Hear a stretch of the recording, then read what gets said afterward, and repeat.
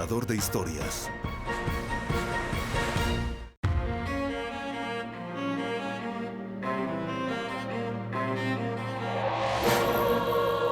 Proceso de Paz en Colombia entiende el perdón como pieza fundamental para lograr su objetivo.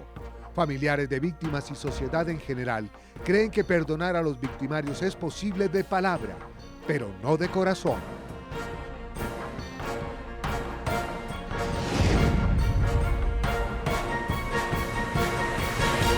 El arte de crear objetos de metal desde hace más de 3.500 años le pertenece a Turquía, un oficio que decae en la última década y los hojalateros se proponen reactivar hasta imponer sus productos en el mundo entero.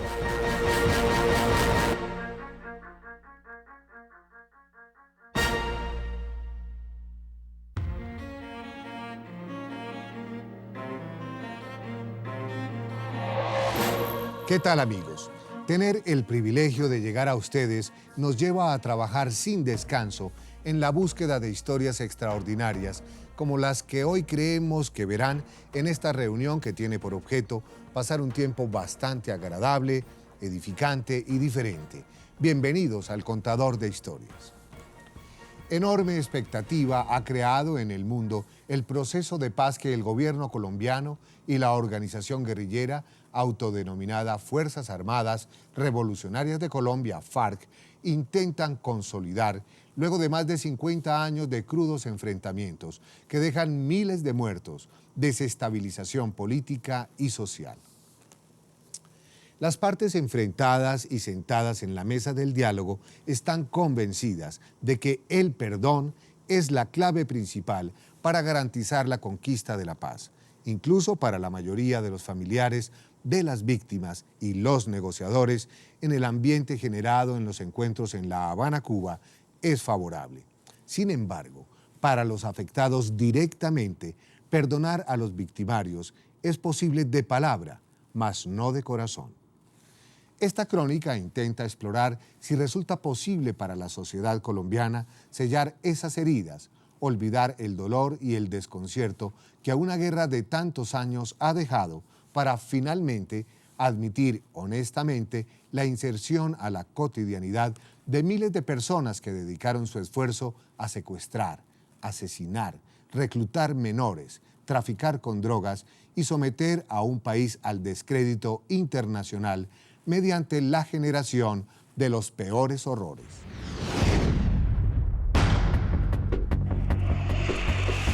Y la búsqueda de la paz. Más victimizaciones en la población. Se debe perdonar lo imperdonable para que haya una verdadera reconciliación. Este resulta ser uno de los principios fundamentales dentro del proceso de paz que se adelanta en Colombia entre el gobierno y la guerrilla de las FARC en franco enfrentamiento durante 60 años. Se trata de un acuerdo para la terminación del conflicto y la construcción colectiva de una paz duradera entre grupos que han acumulado poderes políticos, económicos, académicos, mediáticos, culturales y religiosos, que ahora dicen intentar hacer del perdón y la reconciliación una cultura política que fortalezca la democracia en términos de dignidad y fraternidad. Pero ¿cómo olvidar el dolor de la guerra? ¿Cómo hacer de los odios despertados en cientos de miles de tragedias familiares un escenario de esperanza? ¿Cómo hacer del genocidio, del despojo de bienes, del secuestro y asesinato de seres queridos, de las persecuciones, chantajes y difamaciones sufridas por la sociedad, un territorio para la reconciliación y la armonía, si nadie está humanamente capacitado para hacer entrega de su dolor cara a cara con los victimarios, a cambio de sus solicitudes de perdón? Me alegro por esas personas que salieron libres, están ya en sus hogares, con sus esposas, con sus familias, con sus padres. Pero vuelvo y lo digo, nosotros que sufrimos el rigor el asesinato de nuestros hijos, no nos han dicho nada, no nos han notificado, y sí lo que pasa, se han ensañado es contra nosotros. Por más que pase el tiempo, Magdalena Rivas no deja de llorar a su hijo Elkin, siempre consagrado a la familia, y dedicado a enviar mensajes de esperanza y aliento durante los 10 años que duró secuestrado por las FARC, pero que finalmente fue devuelto a casa sin vida, dentro de una bolsa negra y raída. En los libros que él nos dejaba le pedía mucho a Dios que me ayudara porque yo sufría mucho en las piernas. Le pedía a Dios, ayuda a mi mamita por sus piernas, a su padre que lo adoraba, amaba mucho a su papá, a sus hermanas, él para sus hermanas, sus sobrinos, cuando nos pudo mandar mensajes, siempre pedía que tuviéramos paciencia, tranquilidad. Lo que más me duele es que el gobierno respetó las palabras que ellos decían en los mensajes, que ellos decían muy claro, no necesitamos un rescate militar porque sabemos las consecuencias y yo no quiero llegar a mi hogar en bolsas negras. Aunque desde la razón sepa que no existe mejor arma para obtener el perdón que la de la paz, y aunque diariamente luche por alejar el rencor y el dolor de su sentir, la madre del intendente Álvaro Moreno no puede concebir que pedir perdón y concederlo sea el único pago por la vida de un hombre que luchó como un héroe por su país y terminó cobardemente asesinado.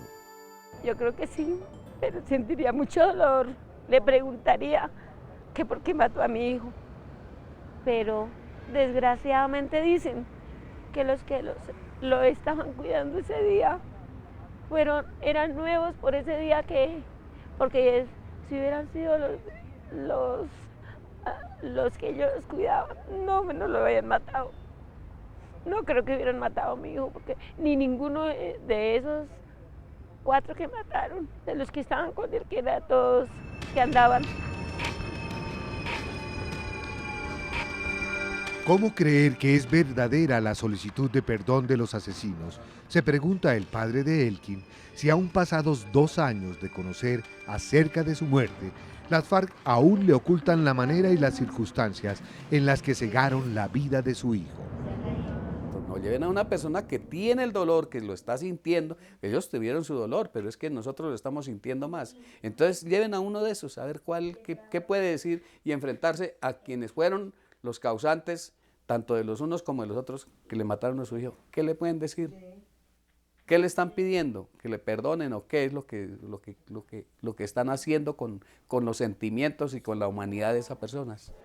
Sabe el padre de Elkin que si no hay reconciliación, los colombianos seguirán pensando que todo se soluciona mediante la violencia. Pero una cosa es lo que manda la sensatez y otra el sentimiento que genera la trama de rencor que trabaja dentro de quienes perdieron de manera infame a su gente. Es momento de realizar una pausa en nuestra emisión de hoy. En instante regresamos al Contador de Historias. Ya regresamos con Contador de Historias.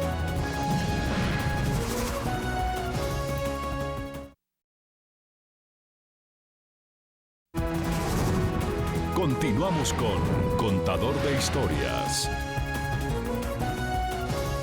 Comienza la fase final de la liberación de Clara Rojas y Consuelo González. Reconocida internacionalmente como una víctima de las FARC por haber sido secuestrada junto con la candidata a la presidencia de Colombia, Ingrid Betancourt, así como por haber tenido un hijo con uno de sus secuestradores, Clara Rojas habla de un perdón mutuo y lo entiende como la mejor forma de alcanzar la sanación. La actitud de perdón es un hecho personal y autónomo y debe ser totalmente respetado. Es más, lo que se debe dar es apoyo para brindar las garantías suficientes y acompañamiento y apoyo psicosocial. Lo más importante es que haya pedida de reconstrucción, ¿no?, de parte de los victimarios de las FARC, de que efectivamente pues reconozcan, asuman una responsabilidad y entiendan que ha causado daño a tantas cientos y miles y millones de personas en Colombia durante estos 60 años de conflicto. El exguerrillero del M-19, Ebert Bustamante, reinsertado a la sociedad después de un proceso de paz exitoso que Colombia firmó en 1989 con varias organizaciones insurreccionales, Cree que en La Habana no se ha hecho ningún esfuerzo por garantizarle a las víctimas sus derechos y siente que sin el perdón no habrá ninguna posibilidad de que exista una verdadera paz en Colombia. Cuando se ha sido víctima, también se tiene el derecho a no perdonar. Es un tema, digamos, del más íntimo respeto a la decisión de quien ha sido víctima.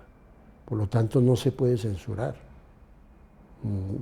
Hay personas que han sufrido mucho daño y que tienen derecho también a no perdonar, porque les han matado a sus padres, sus hermanos, sus hijos, los han mutilado. Eso es de la soberanía individual, propia de la intimidad de cada persona. Eso no lo podemos regular.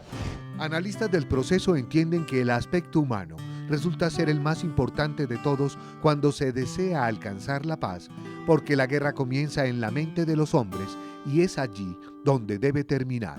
Si no existe reparación psicológica, todo esfuerzo resultaría infructuoso, ya que permanecerían abiertas las heridas invisibles y la memoria trágica terminaría por demoler los muros de la paz con la fuerza del odio y la violencia.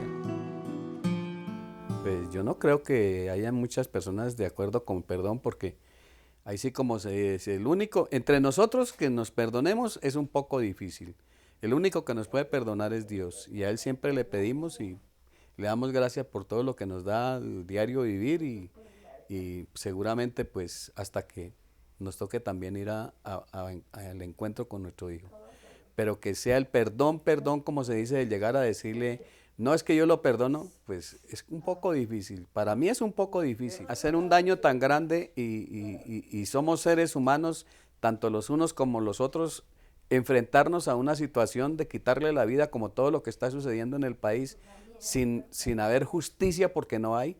Porque si en Colombia hubiera justicia dura que se castigara, seguramente que no había lo que está sucediendo. Yo estuve secuestrada por más de 6 años en las selvas del sur de Colombia, del 2002 al 2008. Siempre me he preocupado por hacer este ejercicio del perdón, y uno nunca acaba de terminar el ejercicio porque siempre surgen nuevos hechos. Pero con todo, me parece que es una actitud valiosa que sirve como un granito de arena a este proceso de reconstrucción de la paz en Colombia. Sí, claro, sí, se puede perdonar, pero desde que no vuelvan a llevarse en toda esa gente que se están llevando ni están matando. Vivir con cierto nivel de tranquilidad y de paz hacia adelante, cuando se ha sido víctima o cuando se ha sido victimario, con mayor razón, cuando se ha sido victimario, y si se quiere contribuir al restablecimiento de la armonía, del entendimiento, sobre todo en una sociedad como la colombiana, que hemos tenido un conflicto enorme a lo largo de la historia, tiene que haber una decisión, una voluntad y un compromiso de no repetir esos hechos de violencia en primera instancia.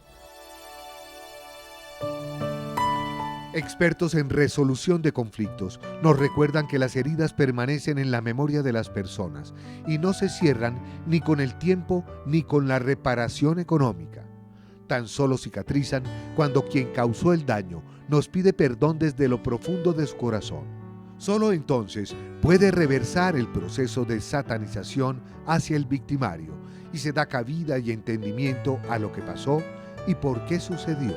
El tiempo de sanación será largo, pero solo así desaparecen los odios, los rencores y los deseos de venganza. Porque aún con un acuerdo político y legal, si las FARC no piden perdón sentido y sincero, los colombianos seguirán pensando que las cosas se solucionan mediante la agresión, la violencia y las armas, y la guerra se perpetuará.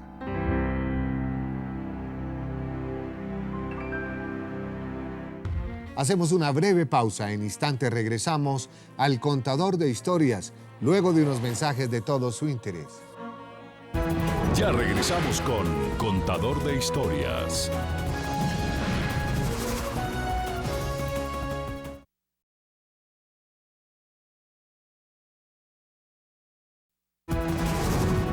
Continuamos con Contador de Historias.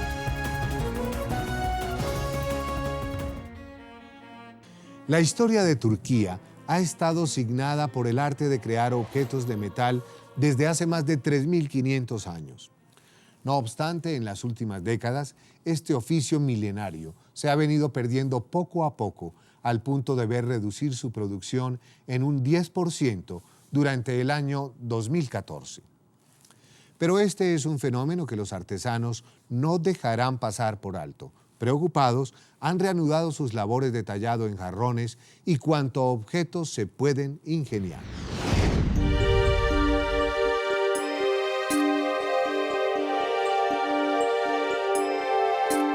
Sucedía hace 6.000 años en tierras de lo que hoy es Turquía. El hombre comenzaba a martillar el cobre macizo para darle formas a herramientas con las que cazar y suplir sus más básicas necesidades. La historia también habla de Hefesto o Vulcano para los romanos, herrero que hizo las armas de las deidades y cuya forja era un volcán. Ellos son el principio de la construcción de ciudades con sus vigas, varillas y láminas, pero también grandes artistas que esculpieron representaciones de simbólicas figuras y acontecimientos que marcaron su época. Y Turquía nunca permitió que esta tradición escapara a su manejo y perfección.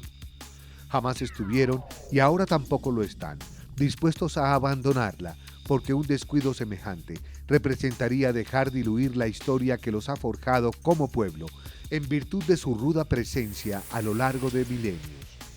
Ningún otro lugar de Turquía rinde mejor testimonio del esfuerzo ojalatero que Gaziantep, al sureste del país, donde moldear el metal es aliento al despertar desde hace 3.500 años. Actividad de la que todos viven, pero que sin embargo declina, tal y como ha empezado a notarse desde 2012, cuando fueron sorprendidos con la noticia de que su producción había disminuido más de un 10% de lo habitual. De manera que hombres y mujeres perciben el campanazo y reavivan su ánimo caído en el letargo para revivir la industria.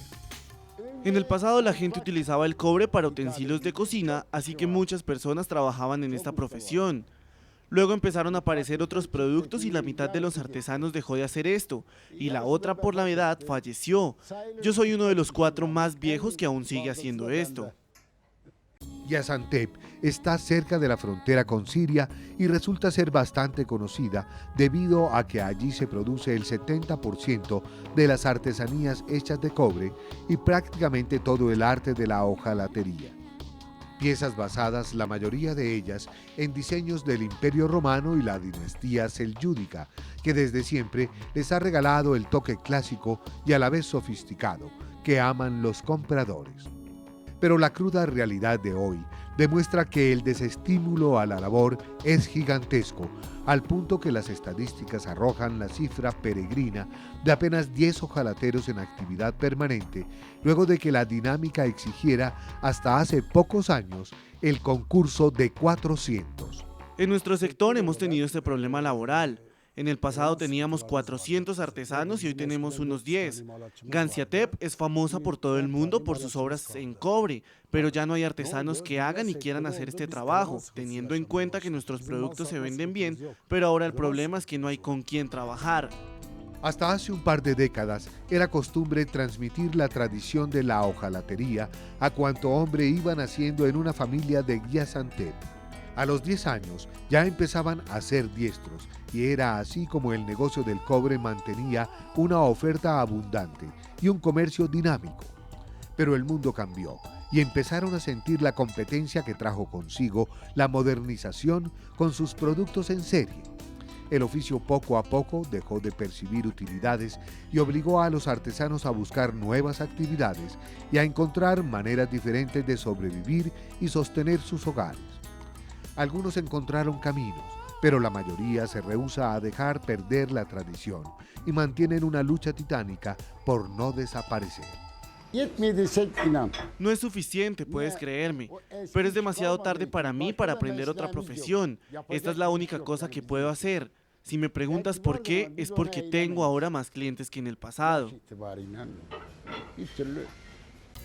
Ya los hojalateros son vistos por la sociedad turca como unos héroes del pasado, y es esta percepción la que impulsa a la Asociación de Artesanos a invertir los esfuerzos físicos y económicos de sus integrantes en la reanudación y el rescate de la actividad milenaria.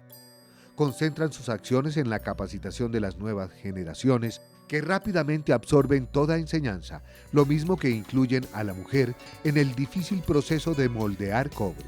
Entre todos perfeccionan los productos dentro de una organización meticulosa y disciplinada, que rescata a Gaziantep como el pionero y mejor fabricante de productos de hojalata. Mi sueldo es de 700 libras turcas, tengo 3 hijos y mi marido está jubilado. Puedo ayudar a mi familia con este trabajo.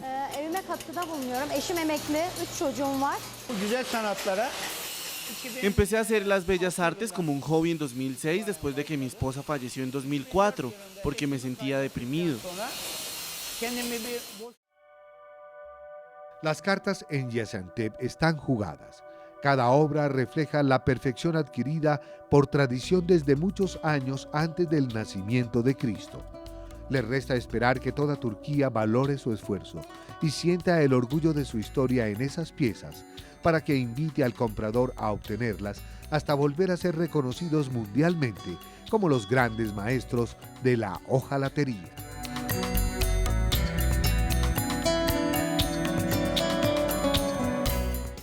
Seguimos con nuestro recorrido por el mundo gracias a las historias impactantes que ustedes nos hacen llegar al correo electrónico. Los invito a que continúen compartiendo con nosotros esos relatos únicos y divertidos. Síganos en Twitter @historias24 o a través de Facebook como Contador de Historias. Hagan el bien, amigos, mientras disfrutan plenamente cada instante de sus vidas. Los acompañó Álvaro Vélez en este espacio de NTN 24, el canal de las Américas. Hasta pronto.